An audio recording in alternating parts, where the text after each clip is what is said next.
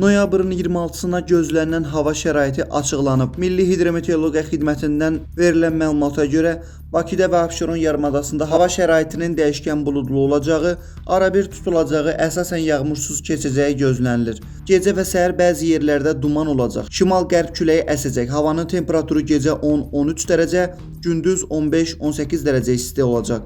Atmosfer təzyiqi normadan yuxarı 766 mm civə sütunu, nisbi rütubət gecə 80-85%, gündüz 65-70% təşkil edəcək. Azərbaycanın rayonlarında havanın əsasən yağmursuz keçəcəyi, bəzi yerlərdə arabir duman olacağı gözlənilir. Şərq küləyi əsəcək. Havanın temperaturu gecə 2-7 dərəcə, gündüz 15-20 dərəcə. Dağlarda gecə 2-7 dərəcə, gündüz 13-18 dərəcə isti olacaq.